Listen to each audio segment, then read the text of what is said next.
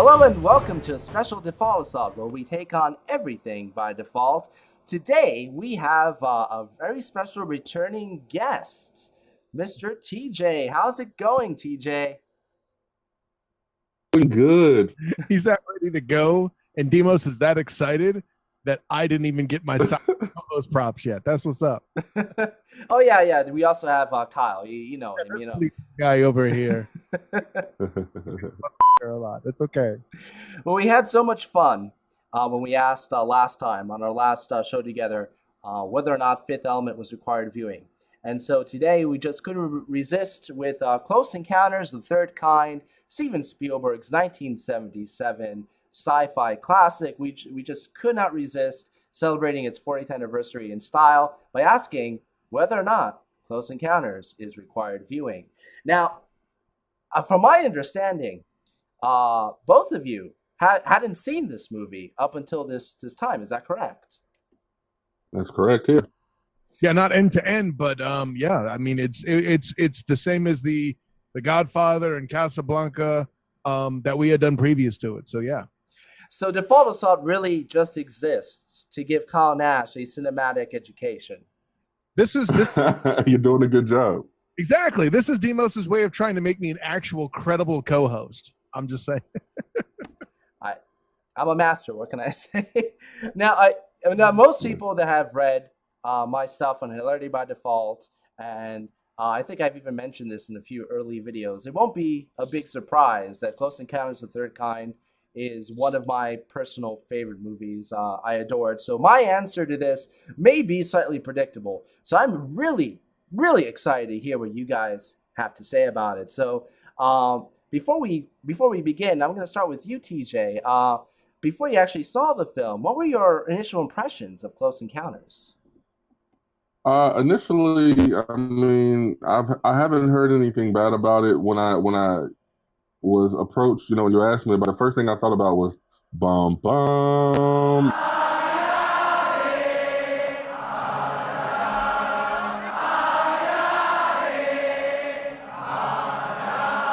Like that played in my head on repeat because I'm like, that is the sound that is, in my opinion, synonymous for this movie. And then having actually watched it, that's not actually understood why that sound was so important and why, that's one of those sounds that, there are certain things that you can play from cinematic, history that people will understand, one of which being more, another one is the sound from, Close Encounters. It's just, like I said, I knew that sound before I even watched the movie. Awesome. Kyle, what did you think before you saw it? That's pretty solid right there too with that ba, ba, ba, ba, ba. It's that, that was spot on. Hey, and so you know what? And if you haven't seen it yet, TJ, check it out. Apparently, so is my sing-songing of the damn what is it? Magnum PI theme, Magnum right? PI, yeah.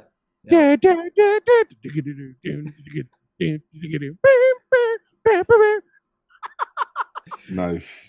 It's how nice. It's the who it could have been for Indiana Jones, for those who are checking. But yeah, I think that's a good team, TJ. But I was about to call you Timos. That's just weird. But no, it's a mean collaboration. I'm trying to tell you. I mean, yeah. Is that the celebrity couple name? That's seriously. It's like Brangelina. That's gonna be in the name of his bearded confession, Timos. So, no. Timos. I dig it. That's not far off kind of my impression, but in a different way. Like it didn't spoil the ending, but what I constantly had vision of was this bright light and the people walking out. And I had no idea what that was. If I know I had no idea what part of the movie it was. I don't know if Demos is gonna feel like he needs to be paranoid and throw the spoiler bitches flag up. But let's just drop it anyway. All right, class. Spoilers, bitches. Spoilers. Here's the thing. I mean, you guys probably can't see it, but I'm holding up the cover of my collector's edition DVD of the film. the 30th anniversary. So this damn thing is 10 years old. And every single poster or DVD cover or anything gives away the ending of the goddamn film. It's like I actually mentioned this in right. my review of 1968's Planet of the Apes, because if you look at most DVD covers, it shows the freaking spoilers, Statue of Liberty on the cover. I'm like, what the hell? I mean, True. all right. So now I have to ask. Let's get into the meat of this. TJ, what did you think of Close Encounters now that you've actually had a chance to have an encounter yourself? Um, Now that I've actually watched the movie, I can honestly say I liked it. I mean, it kept my attention the entire 2 hours and 17 minutes. Like I was from jump to the end, we were constantly there. We were, riding the wave with the characters. I can see why this film gave birth to some of the other classics that came after it, in regards to the big reveal, because you watch the entire movie, what these aliens actually look like, because we see them, throughout the entire film in their spaceship, making sounds, putting together samples for Kanye's new album, but we don't get to see the actual alien until, a little bit later on. So I was on the edge of my seat. I absolutely enjoyed it. I thought it was fun. Fun for the It, entire family. going with what you're saying, it's kind of a trait of early Spielberg to keep the mystery up until the very end. Something that you can see in Jaws. You don't see the shark until the end, or Raiders of the Mhm. Lost Ark. You don't see the power of the Ark until the very end. He kind of grips your interest throughout the entire film, and I don't think, like you said, I don't think any example is better than Close Encounters. It's the whole deal. Kyle, what were your thoughts on the film? Yeah. So the first thing that caught me, first of all, while it's obvious that this movie is in fact 40 damn years old, they still do what they can to keep the thing suspenseful with what's going on. I mean, I never would have expected a shaking railroad crossing sign or some crap would actually make me that nervous. And by the way, quick side note, the little kid in this film is absolutely adorable. That little boy, I mean, sure, granted, he could be on, he could be on the side of the road, with a damn 40 ounce in his hand or something begging for change for all I know, but it's adorable, you know. Carrie Guffey, he got a nickname while he was filming because almost all of his scenes were his very first take. They called him Wow. One Take Carrie or One Take Guffey or something like that. Nice. I would One take. One time. Nice. one take. Actually, I would only use one word for him: talent. Here's a creepy thing, and I think I noticed because you brought up the kid. I think I noticed this subliminally, and it's always bothered me throughout my whole life watching this film, and it's the kid. After the first time I saw it, I don't remember my initial impressions of the child because it's one of the earliest Spielberg films I ever saw. But over the years, there was something about the kid that kind of creeped me out. And I only found out very recently that they modeled the alien at the end of the film after the kid. Okay, that wasn't just me. Good. Oh, Yeah, I saw that. I'm like, look, they're all a bunch of little children too. That's adorable. And God, that explains a lot. the facial expressions. I mean, it's insane. Yeah, It's yeah. Well, yeah, exactly. And I mean, look, while I find the kid adorable, I'll get into later on why he may have detracted from certain things a little bit. But overall, the scenes with him, he kind of, I'm not going to say he stole them, but obviously he's the focal point of them, right? mhm. And and Yeah. the scene where he opens the door and you see the light, holy shit. Easily, in my opinion, easily the apex scene of the whole damn thing. A close second being where Dreyfus is looking at the TV and he sees the Devil's Tower and like that moment of like, okay, we finally understand why you threw all that shit into your kitchen from the outside through the window. Yeah. This And film does a lot of communicating through television and sounds from the television early on throughout up until that one scene. There's a nice little thread going on. I can see at the time to kind of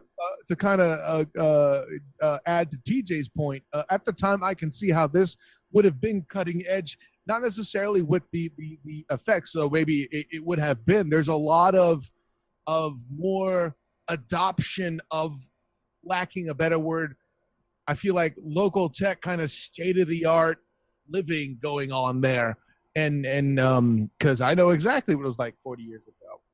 But I'm a man. I'm almost 40. You know? So I'm 40. Come after me. TJ, you mentioned your initial impression of the music, and I consider this to be John Williams' one of his best scores. It's practically operatic by the end of the film. This guy, I mean, hell, in the span of a few years, he did Jaws, Close Encounters, Superman, Indiana Jones, and Star Wars. I mean, holy crap! But what did you think about the musical score in this film? I thought the musical score was outstanding because when I'm a musical score, I'm asking myself two things: does it distract from the movie, or does it help? And this score assisted the movie because, you know, what they say about horror movies: if you cover your ears, you're not going to be scared when you're watching a scary flick. Watching this movie, and you if you were to cover your ears, I don't think you would still have the same enjoyment, because the music goes so hand in hand with everything that happens on screen. This film has something. They did something kind of unique with it. They actually recorded the score first and edited the film to match the music. So it's there's a lyrical quality to it because of it. And man, you just really freaking nailed that.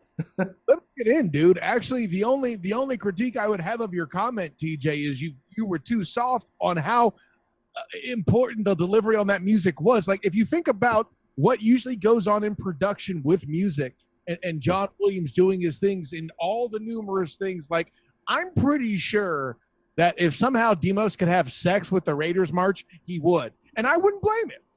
But it does have a natural climax to it. I mean, I'm trying to tell you, Giggity. But the punchline is, this is, can you imagine? I can't imagine another scenario where somebody goes up to a composer, in this case, John Williams, right, says, "Yo, John, we're building the entire movie off of this motherfucker."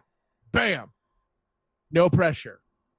And he's like, "All right, I'll give you the best 5 notes of your motherfucking life, okay?" That's what they went through like hundreds of permutations to get those 5 notes, and they ended up going with those because one of the reasons was it was the most ordinary, and I think there's a beauty to that almost.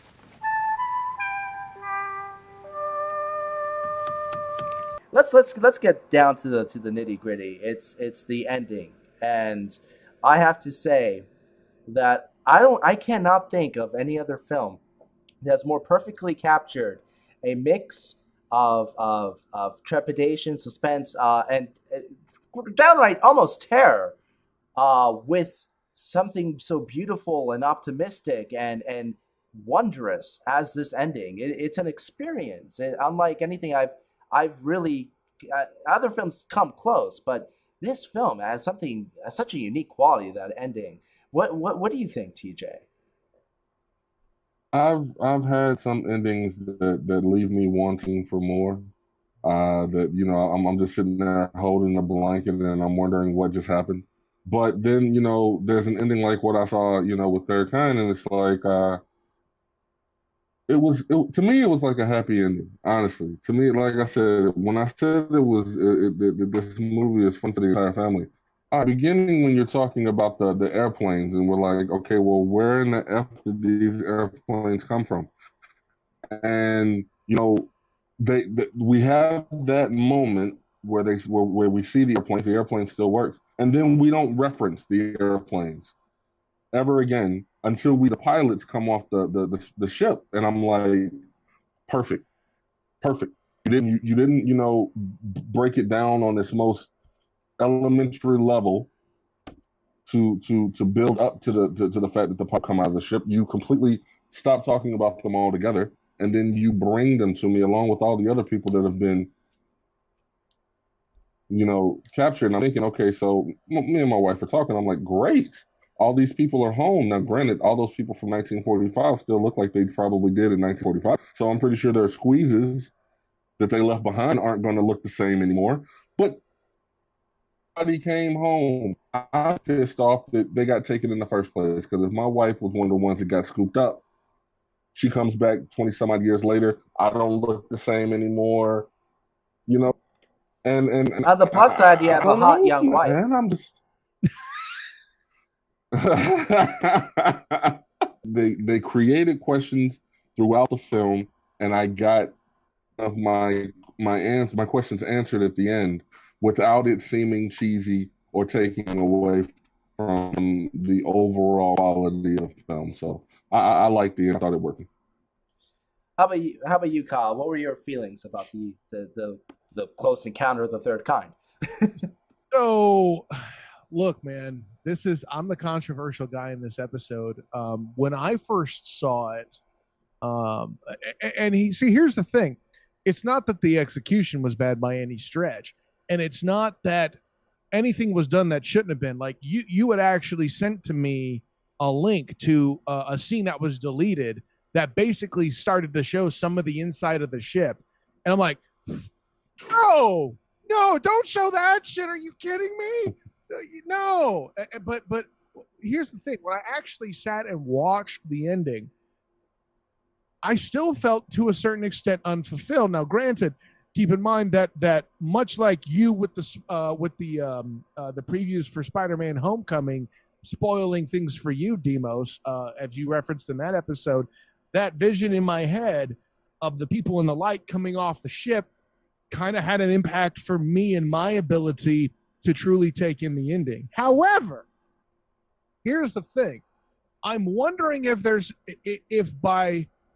no, I shouldn't say I'm wondering. I know, I'm going to be pretentious enough to say I know that the purpose of the film wasn't for me to leave thinking that everything was completely tied off, because it goddamn wasn't. And there's no way it could have been. These cats, all we got is a few hand signals and how on earth can you, or the universe, how on earth, how very xenophobic of me, right? That's right. Next level political correctness, bitches. Own it. No, but the punchline is like, how could things be complete? And if the intent really was to leave that much incompleteness in my soul, to feel what Richard Dreyfuss to some extent might have felt getting onto that ship, like he's doing next level shit. Actually, it's not Richard Dreyfuss. It's Julian, the blonde chick that's with him. How unfulfilled she must be. I got my kid back, but I have no idea what the fuck is going on in there after I spent all this time chasing it. If that's what they're trying to deliver, then it's successful, right? I mean, all the shit that Dreyfuss's character left behind, wife, 2, 3, whatever. 3 kids, I think, yeah. It is 3 kids. Okay. 3 kids, yeah. He got fired over it. He didn't have a chance to kick asses and say, I told y'all motherfuckers, none of that. Okay? No.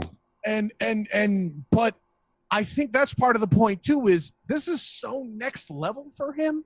Like, can you imagine, hey, I have a calling to be an ambassador for the entire human race. What do you say to that? There are many layers to this film. I mean, Spielberg himself said that if he had made the film today, he would not have ended it with Richard Dreyfuss leaving his family, because he had reached a point where he had his own family and he understood what it was like to be a father. So he couldn't make that decision now. He could only make the decision as a young man. Right, but that's the thing. That decision needed to be made to show the exact commitment that he had to solve where the hell this yearning was. If he had made that and had him end up with his family, it would have ruined the impact of the whole goddamn film.